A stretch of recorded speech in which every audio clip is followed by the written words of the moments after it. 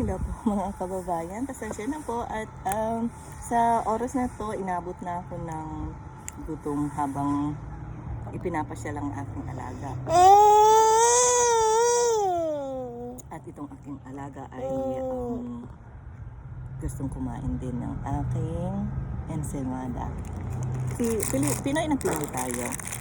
Meron akong baon na ensaymada galing ng Deluxe. Ito ang aking buhay dito sa Amerika bilang isang nanny, kung saan na lang abutan ng gutom, upo ka dyan at kumain ka para makasurvive sa araw na to.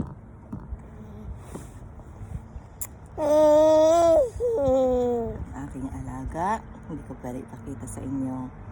At parang gusto niya yata maging Pinoy. Gusto rin tikman ng aking ensaymada.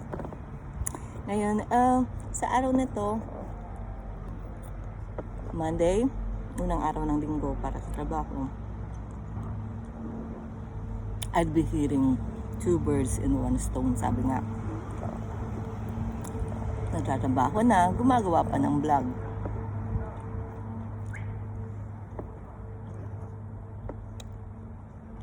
Tulad ng una kong na-post na short video clip, merong outline doon kung paano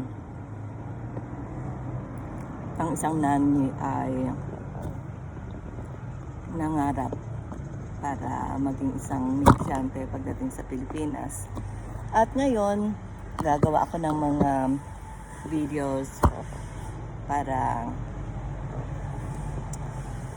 unti-unti ipapakita ko kung paano ko ginawa ang bagay na ito, kung saan successful naman. Kaya lang kailangan po natin talaga ang sipag, tiyaga at medyo higpit para makaipon ng malaki-laki.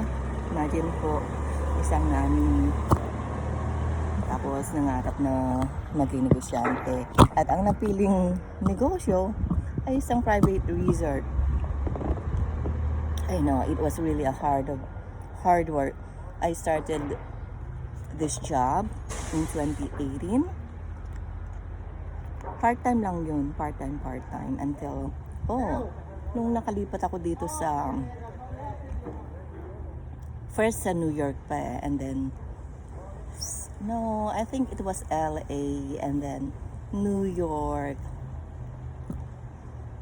Tapos dito sa Bay Area.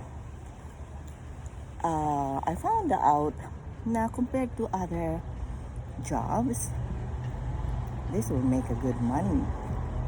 Kaya since then on, okay, iplano natin to. Una, maghanap tayo ng isang lugar, lote, which is may potential para maging isang resort. Although nung una talagang parang inisip ko na okay, doon na ako magre-retire, malapit sa beach at bahay lang. Sabi ko nga maliit lang na bahay, 1-bedroom house. Pero habang nagtatagal ako sa trabahong ito,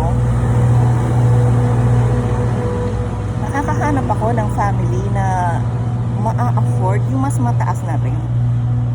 So ang nangyari, after na mabili ko yung lote, nag-start na kami na magpatayo ng bahay. As in, maliit lang talaga, pero nag-change ang mind ko.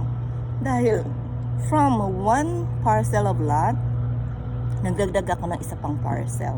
And then another one. Until nakabuo ako ng isang malaking lote, 1,200 square meters. So naisip ko na ano naman ang gagawin ko dun sa malaking lote kung papatayan ko lang ng maliit na bahay, tapos dun ako tatanda, dadalaw-dalawin lang ako ng mga anak ko. So, okay, kung dadalawin ako ng mga anak ko, dapat maraming rooms, at least 3 bedrooms yung house na itatayo ko.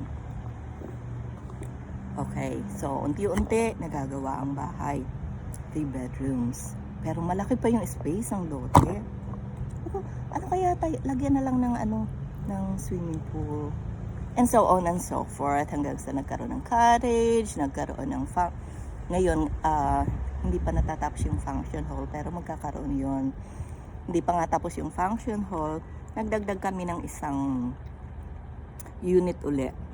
Dahil, nung peak season, nung wala pang COVID, full pack talaga kami. As in, laging walang bakante na araw. Tapos siyempre isa lang makakapag-book nun. And by the way, yung aking resort ay nakalist sa Airbnb, wherein sa loob ng isang taon na operation, it was really good. So we made at least 1 million pesos. That brought me into thinking, why don't I expand it? So yun na nga, nag-start kami na magtayo ng isang unit. But then inabot naman ng lockdown ng itong COVID thing na to. Pero buti na lang at meron akong trabaho, stable na trabaho. Hindi ako nawawalan ng family na may mga babies. Pag kumikita pa rin ako, kaya meron pa rin nagagamit for the maintenance of the resort. And na-i-improve pa rin namin. Hopefully after ng COVID, maging active ulit yung mga pag-accept ng guest. And we have some local people na nakakapag-check-in naman. Maybe it's enough para matustusan yung mga maintenance and mga bills, bayad sa bills. Anyway, napakahabang kwento po nito, and ang goal ko kung bakit create ko tong YouTube na to channel, so to inspire other people. We are here in America working very hard, but most people, they don't really realize that thing.